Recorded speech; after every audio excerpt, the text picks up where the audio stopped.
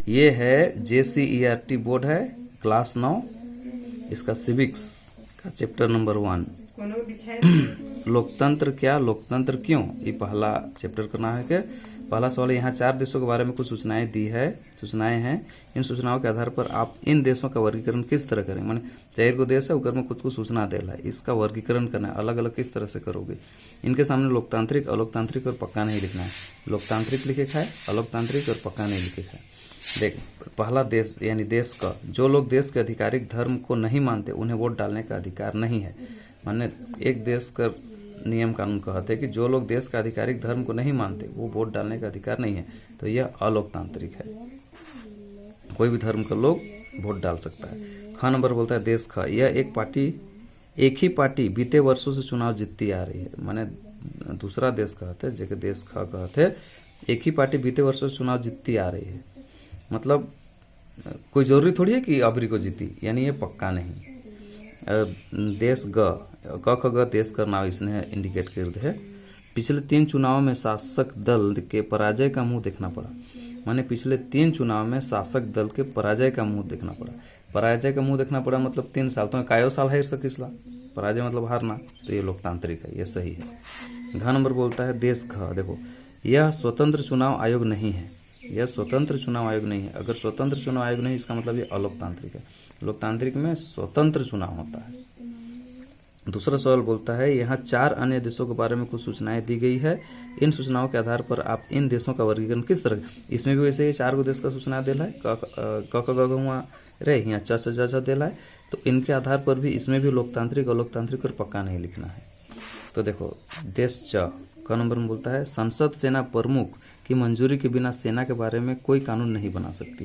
यानी संसद जो है वो सेना प्रमुख की मंजूरी के बिना सेना के बारे में कोई कानून नहीं बना। संसद सेना प्रमुख की मंजूरी के बिना सेना के बारे में कोई कानून नहीं बना सकती है, ये अलोकतांत्रिक है।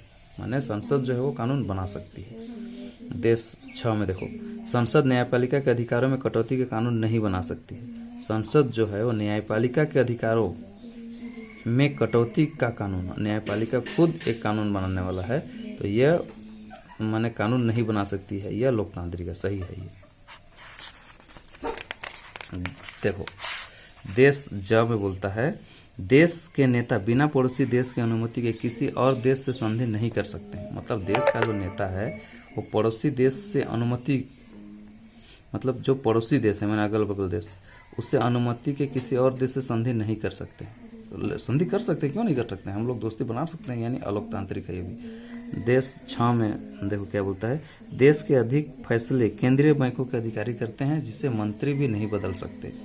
माने देश के अधिक फैसले केंद्रीय बैंक, अरे देश का फैसला केंद्रीय बैंक वाले कहाँ से कर पाए, यानी ये अलोकतांत्रिक है। तीसरा सवाल बोलता है इनमें से कौन सा तर्क लोकतंत्र के पक्ष में अच्छा नहीं है और क्यों। लोकतंत्र के पक्ष में कौन अच्छा है कौन नहीं, उसको बताना है। लोकतंत्र में कुछ लोकतंत्र में लोग खुद को स्वतंत्र और समान मानते हैं, ये क नंबर में हो गया। यानी लोकतंत्र में लोग खुद को स्वतंत्र और समान मानते हैं। ख नंबर लोकतांत्रिक व्यवस्था दूसरों की तुलना में टकरावों को ज्यादा अच्छी तरह सुलझाती है। लोकतंत्र सरकारें लोगों के प्रति ज्यादा उत्तरदायी होती है। लोकतंत्र देश दूसरे की तुलना में ज्यादा समृद्ध, यानी इसके पक्ष में ये घ नंबर है। लोकतांत्रिक देश दूसरों की तुलना में ज्यादा समृद्ध होते हैं, माने ये वाला पक्ष अच्छा नहीं है। लोकतंत्र देश दूसरों की तुलना में ज्यादा समृद्ध, दूसरों की तुलना में, तुलना तो होगा ही नहीं। देखो लोकतांत्रिक देश दूसरों की तुलना में ज्यादा समृद्ध होते हैं। लोकतंत्र के पक्ष में अच्छा तर्क नहीं है, क्योंकि भारत जैसे कुछ लोकतांत्रिक देश अब भी आर्थिक रूप से विकसित हो रहे हैं, जबकि संयुक्त अरब अमीरात जैसे राजतंत्र वाले देश आर्थिक रूप से समृद्ध हैं। ऐसा नहीं है। मैंने पहला वाला बोला लोकतंत्र में लोग खुद, ये तो सही है। लोकतंत्र व्यवस्था दूसरों की तुलना में टकराव अच्छी तरह, ये भी सही है। लोकतांत्रिक सरकार लोगों के प्रति ज्यादा उत्तर, ये भी सही है। लोकतांत्रिक दूसरों की तुलना में ज्यादा, ये गलत है। तो ही मैंने कौन अच्छा नहीं है उसी को और क्यों वही बताना था। चौथा सवाल, इन सभी कथनों में कुछ नीचे लोकतांत्रिक है तो कुछ अलोकतांत्रिक। हर कथन में इन चीजों का अलग अलग करके लिखना है। तो एक मंत्री ने कहा कि संसद को कुछ कानून पास करने होंगे जिससे विश्व व्यापार संगठन द्वारा तय नियमों की पुष्टि हो सके, है ना। तो देखो इसमें लोकतांत्रिक चीज क्या है वो जो दिया गया, उसमें संसद का कुछ कानून पास करने होंगे, ये लोकतांत्रिक हो गया। और अलोकतांत्रिक है उसी सवाल में, मतलब उसी लाइन में, विश्व व्यापार संगठन द्वारा तय नियमों की पुष्टि हो सके, ये अलोकतांत्रिक है। विश्व व्यापार संगठन द्वारा तय नियमों की पुष्टि हो सके। व्यापार संगठन नियम को कैसे लटपट करेगा, नहीं कर सकता है। ख नंबर क्या बोलते हैं, चुनाव आयोग ने एक चुनाव क्षेत्र के सभी मतदान का आदेश दिया जहां बड़े बड़े पैमाने पर मतदान की गड़बड़ी की गई थी। तो देखो ये सेंटेंस देला इकर में लोकतांत्रिक चीज का है, चुनाव आयोग ने किसी चुनाव क्षेत्र में दोबारा मतदान का आदेश दिया है ना, गड़बड़ हुआ था तो आदेश दिया तो लोकतांत्रिक हो गया। अलोकतांत्रिक है, बड़े पैमाने पर मतदान में गड़बड़ की गई, जो गड़बड़ नहीं होना चाहिए लोकतांत्रिक है। तो गांव में बोलता है संसद में औरतों को प्रतिनिधित्व कभी भी 1% तक नहीं पहुंचा। संसद में औरतों को प्रतिनिधित्व कभी भी 10% तक नहीं पहुंचा। इस कारण महिला संगठनों ने संसद में 1/3 आरक्षण की मांग, माने महिला का जो प्रतिनिधित्व, औरतों का प्रतिनिधित्व 10% भी नहीं पहुंचा, तो मतलब उनका आरक्षण चाहिए था। तो इसमें लोकतांत्रिक चीज क्या है, इसी कारण महिला संगठनों ने 1/3 आरक्षण की मांग की है। ये लोकतांत्रिक है, मतलब सही है कि मन के नहीं मिला तो वोट माने प्रतिनिधित्व नहीं मिला तो 10% तो वो मांग सकें। दूसरा है अलोकतांत्रिक, संसद में औरतों का प्रतिनिधित्व कभी भी 10% तक नहीं पहुंचा है, ये अलोकतांत्रिक है। कभी भी नहीं पहुंचा है, कोई नहीं बोल सकता है, पहुंच भी सकता है, ज़्यादा भी हो सकता है। 5वां में देखो, लोकतंत्र में अकाल और भूखमरी की संभावना कम होती है। यह तर्क देने का इनमें से कौन सा कारण सही नहीं है, माने अकाल और भूखमरी की संभावना कम होती है लोकतंत्र में बोलता है। तो यह तर्क देने का इनमें से कौन सा कारण सही नहीं है, कम देखो, विपक्षी दल भूख और भूखमरी की ओर सरकार का ध्यान दिला सकते हैं, हाँ दिलाता है। स्वतंत्र अखबार देश के विभिन्न हिस्सों में अकाल की स्थिति के बारे में खबर दे सकते हैं, हाँ ये भी दे सकता है। सरकार को अपने अगले चुनाव में अपनी पराजय का डर होता है, हो भी सकता है। और घ में बोलता है लोगों को कोई भी तर्क मानने और उस पर आचरण करने का स्वतंत्रता है। तो इसका कारण देखो, पहला कारण घ वाला, यह कहने के तर्क संगत है कि मतलब अपने कोई भी तर्क मानने और उस पर आचरण करने की स्वतंत्रता है। यह कहने के लिए तर्क संगत नहीं है कि लोकतंत्र में अकाल और भूखमरी की संभावना कम होती है, इसलिए कि किसी तर्क को मानने और उस पर आचरण करने व अकाल दूर करने के लिए परस्पर कोई, हाँ तो तर्क वितर्क और आचरण से कोई उसका तो लेना देना है नहीं, अकाल और भूखमरी का है। 6वां सवाल बताए, किसी जिले में 40 ऐसे गांव हैं जहां सरकार ने पेयजल उपलब्ध कराने का कोई इंतजाम नहीं किया है। इन गांवों के लोगों ने एक बैठक की और अपनी ज़रूरतों की ओर सरकार का ध्यान दिलाने के लिए कई तरीकों पर विचार किया। इनमें से कौन सा तरीका लोकतांत्रिक नहीं? 4 तरीका दे है। अदालत में पानी को अपने जीवन के अधिकार का हिस्सा बताते मुकदमा कायर करना, मैंने केस करत हैं कि हमारा अधिकार है कि पानी वाला। तो अगले चुनाव का बहिष्कार करके सभी पार्टियों को संदेश देना, मैंने पानी नहीं देते तो सब पार्टी के अगला बार नहीं देना है। सरकारी नीतियों के खिलाफ जनसभा करना और सरकारी अधिकारियों को पानी के लिए रिश्वत देना। तो इसका उत्तर हो जाएगा घ नंबर, यह एक अलोकतांत्रिक तरीका है। माने पानी 40 गाँव है जहाँ सरकार ने पेयजल पर इंतजाम नहीं किया है, गाँव के लोग बैठक किए और अपनी जरूरत सरकार को ध्यान दिलाने के लिए इनमें से कौन सा तर्क लोकतांत्रिक नहीं है? तो ये तीनों लोकतांत्रिक है। और ये वाला घ नंबर में है, पानी के लिए रिश्वत देना। अरे पानी के लिए कौन रिश्वत देने जाता है? घूस देवे, हमारे कोई बगैर पानी भेज देवे कि सरकार जाकर चेक दे रहा हो जा, बैठ नहीं आता हमारे कोई नहीं हो सकता है। 7वां नंबर देख, लोकतंत्र के खिलाफ दिए जाने वाले इन तर्क का जवाब देना है। सेना देश का सबसे अनुशासित और भ्रष्टाचार मुक्त संगठन है, इसलिए सेना को देश का शासन करना चाहिए। मैंने कहते सेना में बहुत नियम कानून मस्त टाइप से मना भ्रष्टाचार मुक्त रहना और अनुशासित जीवन जीना। तो देश का जो कमान है वो सेना के होना चाहिए। तीसरे में कहते हैं सेना देश की रक्षा के लिए महत्वपूर्ण है। मैं जानता हूँ कि देश का रक्षा वो कर सके, किंतु ये लोगों का निर्वाचित नहीं है, लेकिन लोगों द्वारा चुना गया वो नहीं है, इसलिए यह एक लोकतांत्रिक सरकार का गठन नहीं कर सकती है। इसका मतलब है कि वो लोकतांत्रिक सरकार नहीं बना सकती, क्योंकि हम लोग नहीं चुने हैं उसको। बेशक सेना सबसे अधिक अनुशासित और भ्रष्टाचार मुक्त संगठन, तथापि कोई भी ये गारंटी नहीं दे सकता कि सेना तानाशाह नहीं बनेगी। कोई जरूरी नहीं कि उनके पावर मिलने के बाद मन सीधा साधा जिंदगी जीवाएं, शोषित भी कर सके ना। ऐसे शासनकाल के अधिक नागरिकों के मौलिक अधिकार छीन लिए जाएंगे। मन उसका गलत इस्तेमाल भी तो कर सकता है पावर का। उदाहरण के लिए जनरल अगस्तो पिनोशे के शासन के अधीन चिले की जनता को कष्ट भोगने पड़े। चिले की जनता को कष्ट भोगने पड़े। चिला है कि जिला है, चिले हो सकल। खान बहुमत के शासन का मतलब है मूर्ख और अशिक्षितों का राज। हमें तो होशियारों की जरूरत है, भले ही उसकी संख्या कम क्यों ना हो। क्या बोलेंगे? सभी लोग कुछ सीमा तक समझदार हैं। सार्वभौम वयस्क मताधिकार सिद्धांत के अनुसार हमारे देश में 18 वर्ष से अधिक आयु के सभी लोगों का मतदान का अधिकार है, चाहे मूर्ख हो या होशियार हो, सबको मत देने का अधिकार है। समाज कुछ वर्गों का अनदेखी करना अनुचित होगा। किसी को हम लोग इस तरह से नहीं बोल सकते हैं, अधिकार है तो है सबको। ग नंबर बोलता है अगर अत्याधिक मामलों में मार्गदर्शन के लिए हमें धर्म गुरुओं की जरूरत होती है तो उन्हीं को राजनीतिक मामलों में मार्गदर्शन का काम क्यों नहीं सौंपा जाए। देश के धर्म गुरुओं का शासन होना चाहिए। मतलब गुरु मन तो बहुत प्रवचन देना, वह मन देश का शासन काल नहीं करवाए। तो फिर देख, तीसरा कथन खतरनाक है, ये बोलता है ये वाला तो और खतरनाक है। धर्म गुरु तो भरत लड़वाए के बहाल कर दो। राजनीति में धर्म को शामिल करने से गंभीर विवाद पैदा हो सकते हैं। धर्म अलग लड़ाई झगड़ा स्टार्ट, क्योंकि भारत जैसे कई धर्मों के देश अपनी विचारधाराओं पर पारस्परिक मतभेदों के कारण धर्म गुरु विनाश के कारण बन सकते हैं। अपन धर्म के देखवें तो दूसरा धर्म को तिरस्कार का मतलब विनाश ही। विश्व इतिहास में अभी तक किसी भी धार्मिक राजनीति द्वारा चलाई जा रही सरकार सफल सिद्ध नहीं हुई है। धर्म को किसी भी देश के राजनीतिक मामलों में दखल नहीं देना चाहिए, मतलब धर्म से संभव न हो। 8वां बोलता है इनमें से किन कथनों को आप लोकतांत्रिक समझते हैं। देखो लोकतांत्रिक कौन वाला कथन है।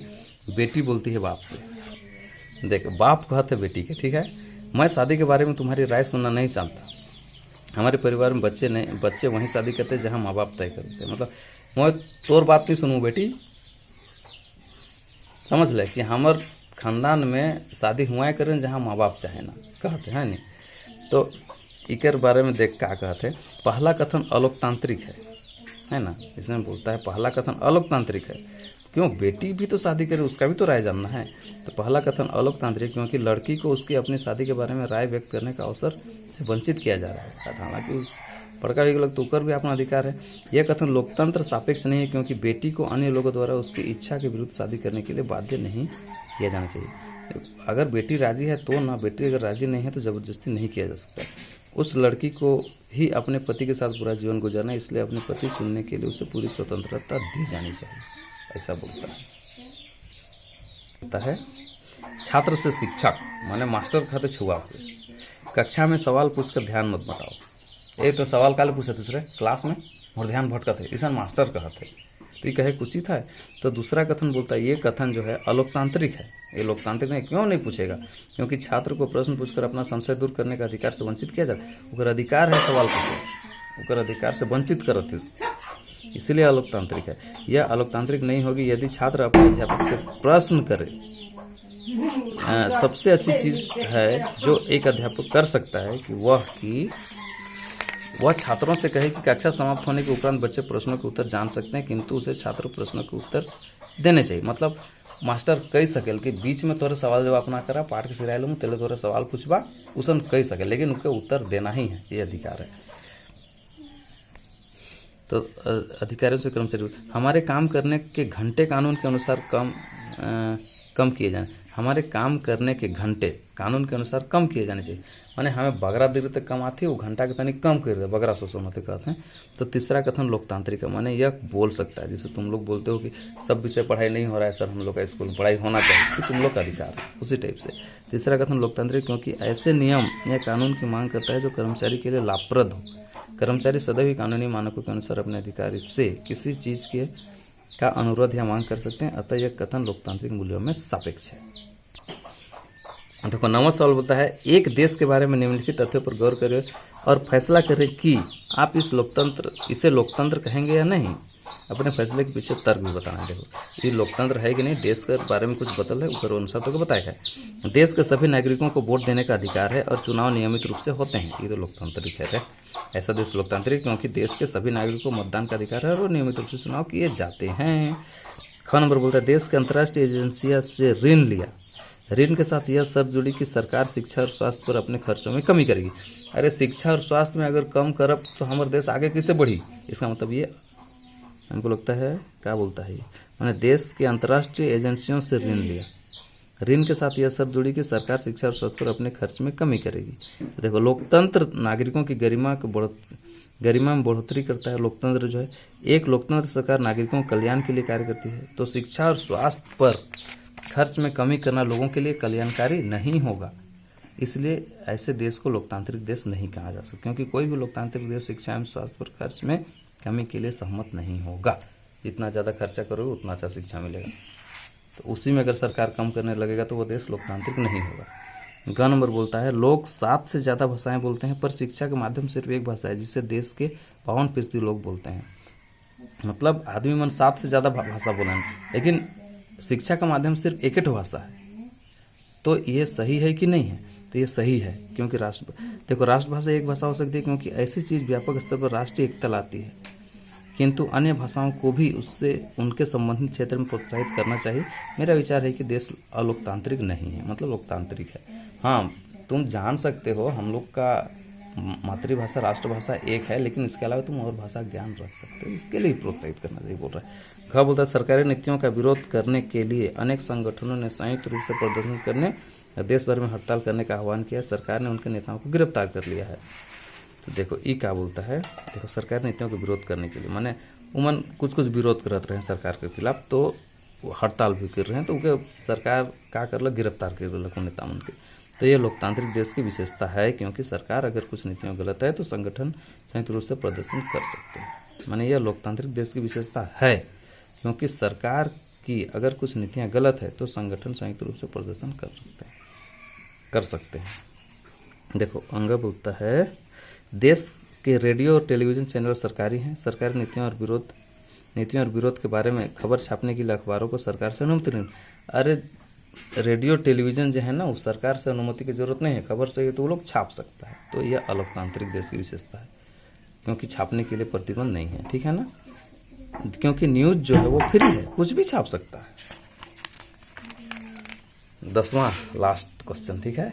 अमेरिका के बारे में 24 में आई एक रिपोर्ट के अनुसार वहां के समाज में असमानता बढ़ती जा रही है। आमदनी की असमानता, लोकतांत्रिक प्रक्रिया के विभिन्न वर्गों की भागीदारी घटने बढ़ने के रूप में सामने आई। इन समूहों की सरकार के फैसले पर असर डालने की क्षमता भी इससे प्रभावित हुई है। इस रिपोर्ट की मुख्य बातें क्या थी, इके बताया कि अमेरिका के बारे में इतना बोलल है नहीं।